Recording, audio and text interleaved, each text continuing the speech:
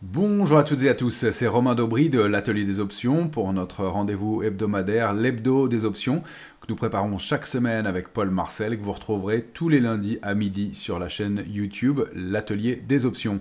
Au programme cette semaine, comme toujours, le calendrier à Wall Street, un focus technique et graphique sur le S&P, une situation de divergence entre le pétrole et le cuivre. On fera un focus sur quelques valeurs intéressantes. Et puis on s'intéressera ensuite aux crypto-monnaies, une valeur intéressante sous-jacente d'options et qui offre peut-être une opportunité et une alternative à l'intervention sur le Bitcoin lui-même. Et puis on terminera, comme toutes les semaines, avec un cas d'école proposé par Paul, avec une stratégie d'options à la clé sur cette fois-ci le VIX.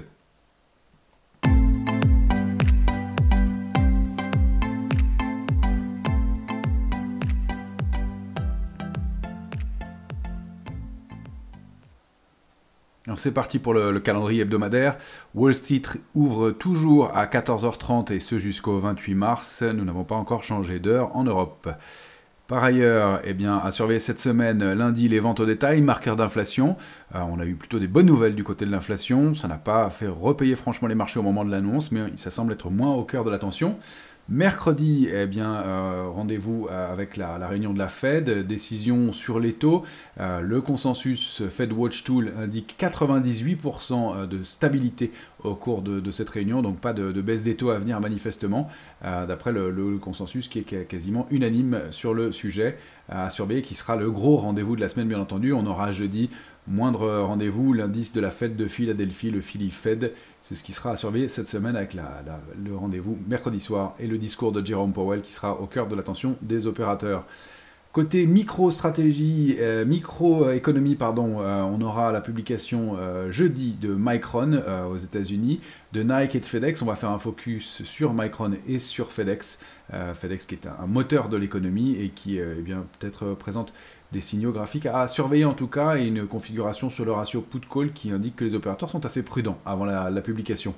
Et puis c'est une semaine technique, une semaine d'échéance des marchés dérivés, puisque vendredi se tiendra la clôture des options et des futurs du mois de mars. C'est une échéance des 4 sorcières, donc c'est une échéance qui est majeure, qui est évidemment importante à monitorer, à surveiller, puisqu'elle peut, en cas de débordement ou de rupture de certains niveaux, déclencher des mouvements importants. C'est peut-être aussi l'occasion pour les indices de rebondir un peu, même si on n'a pas tout à fait atteint les cibles graphiques sur le S&P. C'est ce qu'on va voir dans quelques instants. Le S&P qui a perdu 2,27% sur la semaine, avec un nombre de contrats futurs qui a nettement augmenté, 9,63% de hausse de la position ouverte, 2 400 000 contrats futurs.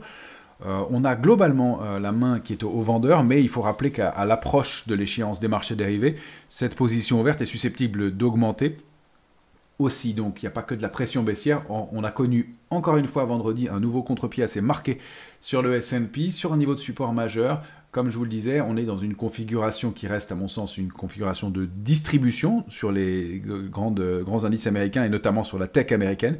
Mais on peut assister au cours de cette phase de distribution à des rebonds importants, et c'est peut-être le cas. Nous, on incitera plutôt à la travailler sous forme de stock picking et éventuellement à titre spéculatif, mais ça reste à mon avis une configuration dégradée à moyen long terme. Le ratio de couverture, on l'avait indiqué la semaine dernière, était remonté à 1,21 contre 1,04 la semaine suivante. Les opérateurs sont donc de plus en plus prudents, et le gros niveau de 5750 sur les options, 5770 comme support graphique a été rompu et a entraîné une accélération baissière, mais aussi une réaction. Ce gros niveau de couverture sert de tampon dans la baisse et permet de remonter. C'est peut-être aussi ça qui pourrait permettre d'alimenter un rebond dans le courant de la semaine. Le VIX s'est détendu au cours de cette semaine à 21,68. Il reste en zone d'alerte. On va y jeter un œil aussi avec notre scénario en fin d'émission. Mais on voit que malgré la baisse de la semaine, la volatilité se détend un petit peu et perd 6,79%. Quant à la semaine dernière, on avait indiqué un ratio put-call sur Oracle qui était, au moment de sa publication, assez prudent. Ça se confirme. Adobe était plus complaisant. Une fois encore, le ratio put-call a eu raison. On va jeter un œil graphiquement sur la configuration d'Oracle et d'Adobe. On voit que Oracle a bien accéléré à la baisse au moment de la publication, mais elle a préservé ce niveau de support majeur à 140,61, réintégré le biseau baissier, au sein duquel elle se situe.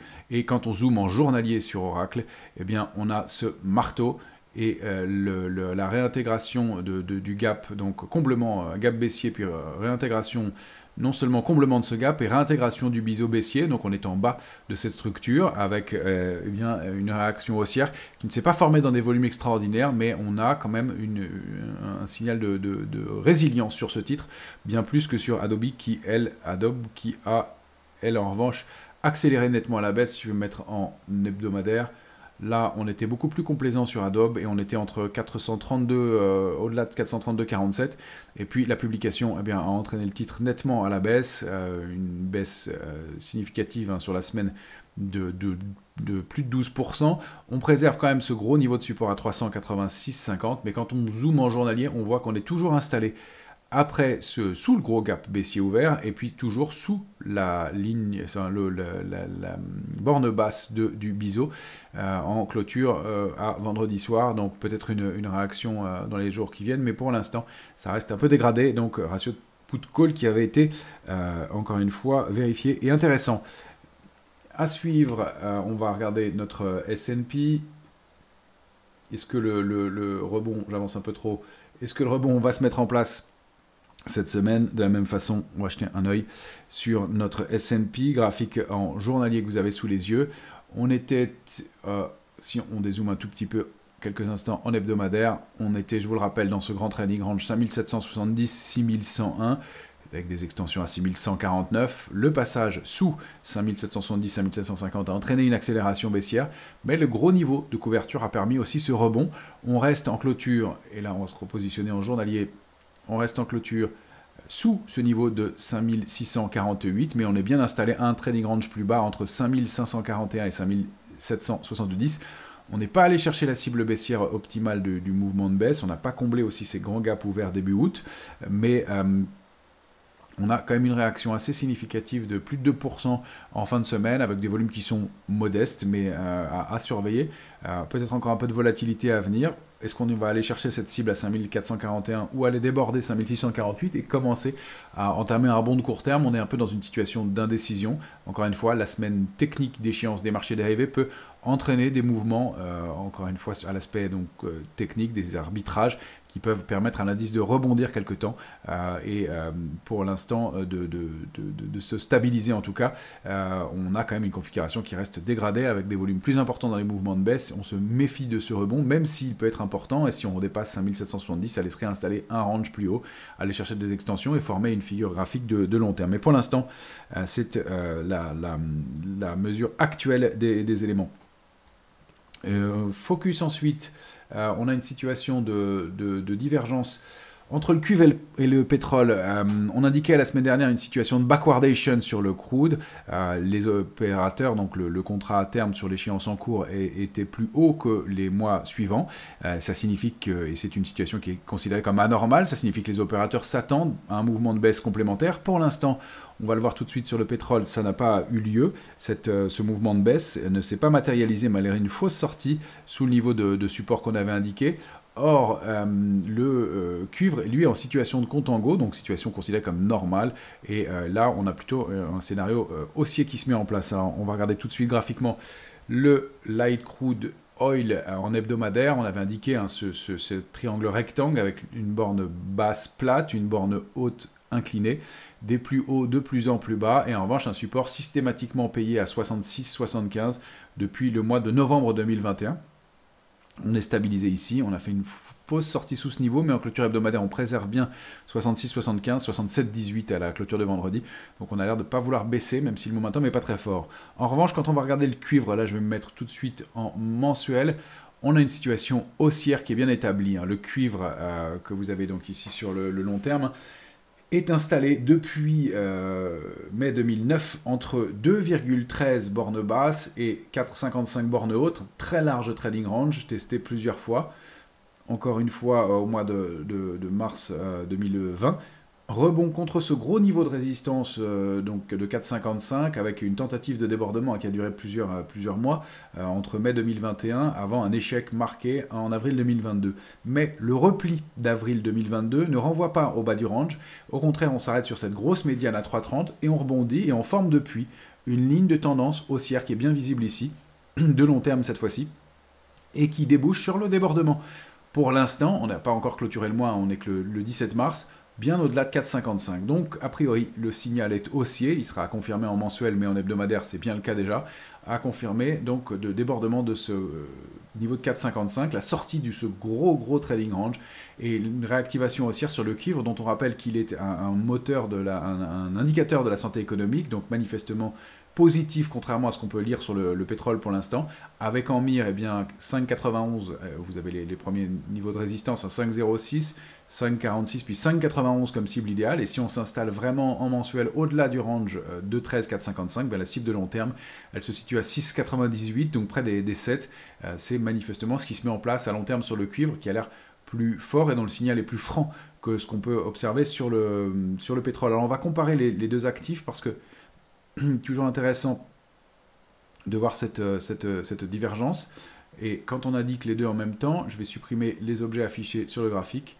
Quand on affiche les deux en même temps, on regarde que bien par le passé, les deux se sont comportés de façon très coordonnée, les mouvements étant de concert. Et puis, en revanche, depuis le septembre-octobre 2022, le cuivre en haut est en hausse, alors que le Brent continue à baisser. Cette divergence, elle est rare, on le voit par le passé. Vous avez ici un graphique qui s'étend depuis 2006, avec des comportements qui sont très souvent corrélés. Et cette décorrélation pourrait entraîner des situations de rattrapage. Alors, est-ce que c'est le pétrole qui va repartir à la hausse et rattraper le cuivre ? C'est ce que semble indiquer graphiquement la très bonne orientation haussière du cuivre, mais ça peut être aussi l'inverse. On verra si c'est un faux signal, cette grande sortie de long terme sur le cuivre. À surveiller en tout cas, une configuration qui est qui appelle en tout cas une divergence qui indique une incohérence par rapport au comportement traditionnel classique de ces deux actifs. On va revenir à une configuration graphique sans ces indicateurs. J'enlève l'indicateur comparé pour passer à notre cas d'école suivant, et on va réafficher nos supports et nos résistances. Donc cette divergence à surveiller. Et puis deux valeurs qui publient cette semaine, Micron et FedEx. On va commencer par Micron qu'on va surveiller. Il faut dire que le ratio de couverture sur Micron est assez entre l'optimisme et un niveau d'optimisme modéré. Donc pas de grosse complaisance, mais pas d'hyper prudence non plus. Or, si on affiche le graphique de Micron, que je vous mets tout de suite à l'écran, Micron s'inscrit, quand on le regarde en mensuel, dans un très large triangle symétrique. On avait des mèches de rejet systématiques dès qu'on approchait de la borne haute de ce triangle. Là, on le voit depuis le mois de septembre dernier, août-septembre dernier, c'est assez marqué. On pensait à une sortie par le bas, or la fausse sortie s'est mise en place contre cette ligne de tendance haussière de long terme qui est active depuis au moins août 2023, testée plusieurs fois ici, là et là. Et encore une fois, fausse sortie par le bas de ce grand triangle dans le courant de la semaine, et puis contre-pied marqué pour aller former cet avalement haussier. J'enlève le support à 95,40, je le déplace un instant. La bougie de la semaine du 3 mars a été bien englobée très nettement par la bougie du 10 mars avec des volumes qui ont été en hausse. Donc on a un mouvement intéressant et peut-être un contre-pied qui se met en place. Je rappelle que le triangle symétrique, c'est une figure donc de continuation, normalement dans le sens de la tendance précédente à 60%, mais ça peut aussi être une figure de retournement. Et donc si on arrive à déborder ce niveau de résistance majeur à 104,20 et la borne haute du triangle qui est située pour la semaine à venir à 106, on peut réactiver la dynamique haussière sur Micron, et ça semble être le cas de ce non seulement contre-pied, préservation de ce niveau de support, avalement haussier, d'aller accélérer et d'aller chercher dans ces cas-là la duplication du triangle que vous avez à l'écran pour aller chercher des extensions en direction de 139,10 avec ce gros plafond de verre à 114,50 qui marquerait la fin de cette période de rejet systématique contre dès qu'on a des accélérations haussières et contre ce dernier plafond de verre 114,50. Donc à surveiller, configuration intéressante, ratio put-call qui est relativement favorable à une hausse. On va regarder maintenant FedEx. FedEx, le titre, si on le regarde en mensuel, évoluait au sein d'un canal haussier depuis mai 2023, très propre, borne basse, borne haute, basse, haute, basse, haute, tentative de débordement de la borne haute et réintégration. On ne va pas chercher la borne basse, on retourne chercher la borne haute et cette fois-ci nouvel échec. Et récemment, donc au mois de février 2025, on commençait à rompre malgré des embardées autour de ce niveau de support. La ligne de tendance haussière reste qu'on a préservé pour l'instant ce niveau de support intermédiaire à 239,80. On est au-delà du gros niveau de support, du gros niveau de retournement de tendance à 230,60. Or, le ratio de couverture sur FedEx, qui publiera donc cette semaine jeudi, est assez pessimiste, assez prudent. Or, on sait que FedEx est un des moteurs par définition un transporteur, donc un des moteurs, un des indicateurs de la santé de l'économie. Et c'est ce qui intéresse beaucoup les opérateurs en ce moment. Donc, à surveiller comme au moins indicateur, même si on ne prend pas nécessairement position sur un titre qui est un peu dans l'indécision et qui a donné plutôt des signes de dégradation à court terme, mais une stabilisation possible sur ce niveau de support et pourquoi pas un rebond en cas de surprise, puisque le ratio est assez pessimiste. On va parler de crypto-monnaie maintenant. Il se trouve que le Bitcoin est un sous-jacent d'options. Vous pouvez trouver, je vous le remontre ici, une chaîne d'options sur le Bitcoin, en l'occurrence le CME Globex Options, le futur sur le Bitcoin qui est ici. Vous avez toute une chaîne d'options qui est disponible, que vous voyez maintenant à l'écran. Je vous l'affiche ici. Voilà, je vous rappelle que sur la plateforme Pro Realtime, vous pouvez retrouver des sous-jacents d'options. Je vous invite, comme toujours, à aller regarder les prix des options, à mettre en place des stratégies, regarder le comportement des options, l'évolution de la valeur temps sur les options, l'évolution de la volatilité sur les options que vous prenez, et donc à vous familiariser avec ce marché qui, bien, en plus du directionnel pur, et permet évidemment d'utiliser le temps, la volatilité et donc des critères beaucoup plus subtils et donc encore une fois, regarder en fonction des différentes échéances que vous trouvez sur les options qui vous intéressent, des éléments de la configuration graphique de MicroStrategy. MicroStrategy a donné des éléments intéressants graphiquement la semaine dernière, et notamment des niveaux de volume extrêmement importants. On a eu un record de volume enregistré sur MSTR avec 1 million d'options traitées vendredi et avec 2 fois plus de call que de put. Il y a eu un contre-pied énorme sur ce niveau de 231,92. Le titre évolue au sein d'un canal baissier de long terme maintenant, qui avait été dont la baisse avait été entamée en décembre 2024.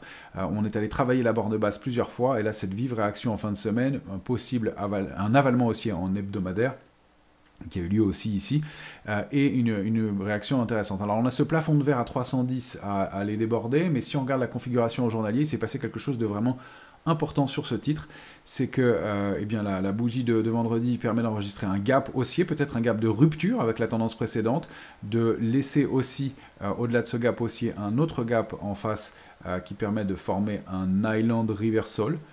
Les cotations du 10 mars au 13 mars étant restées isolées par 2 gaps de chaque côté.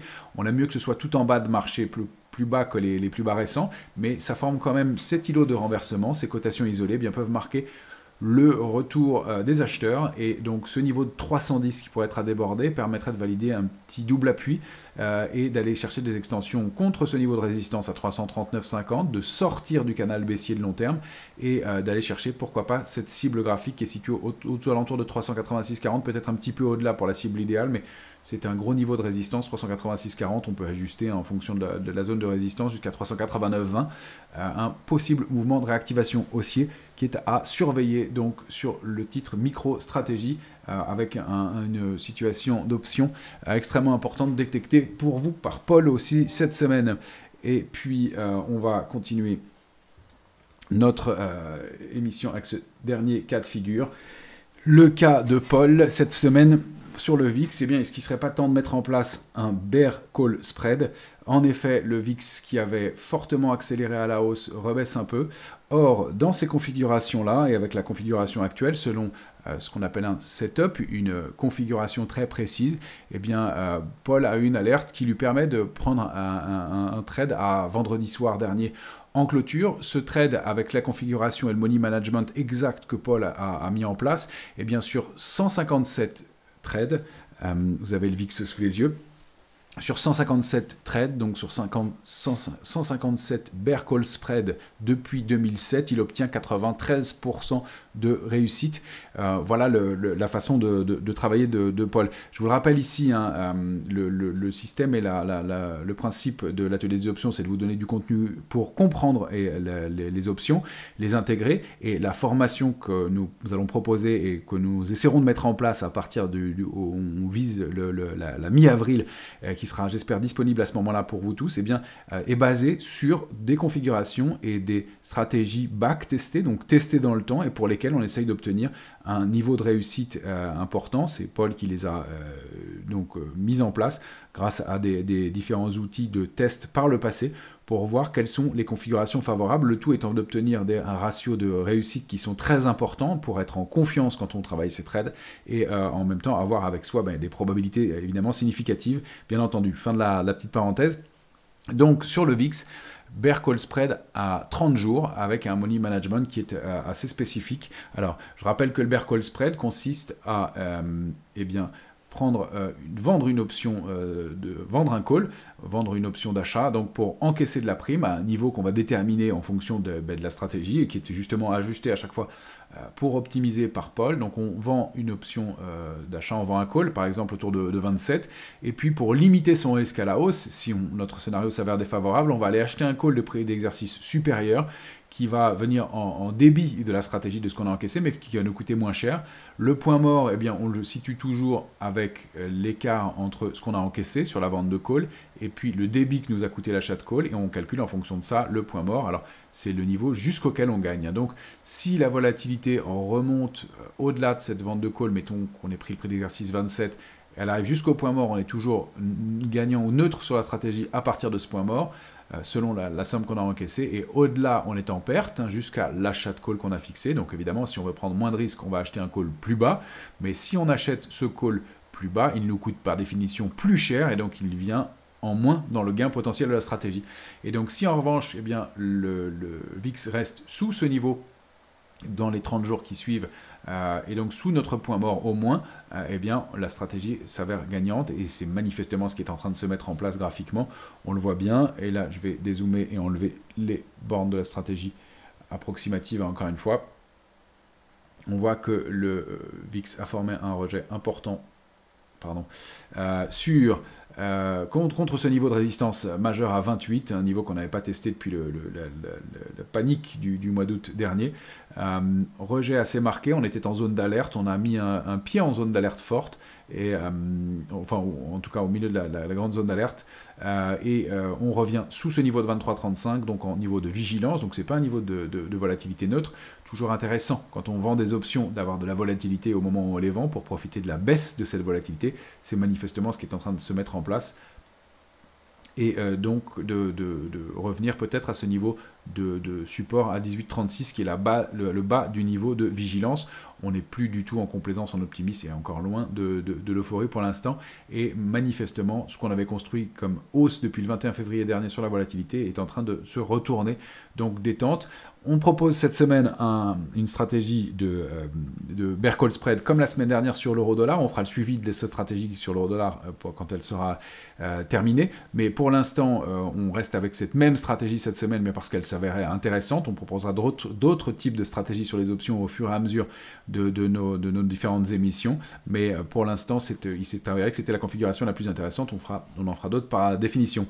Je vous remercie de nous avoir suivis pour cette émission. Pensez à vous abonner à la chaîne L'Atelier des Options sur YouTube, d'activer les notifications. Merci de nous indiquer aussi vos commentaires sur ces vidéos, des éléments qu'on prendra en compte chaque semaine pour essayer d'améliorer le contenu, de le rendre encore plus compréhensible. Et puis, merci de le partager aussi. Vous savez que c'est ça qui le permet de le valoriser, de le mettre en avant et de contribuer à faire découvrir les options qui, même si elles présentent un risque quand on les utilise mal, offrent des opportunités extraordinaires et des configurations avec des ratios risque-rendement qui peuvent être très intéressants si on fait cet effort de compréhension. Excellente semaine à toutes et à tous.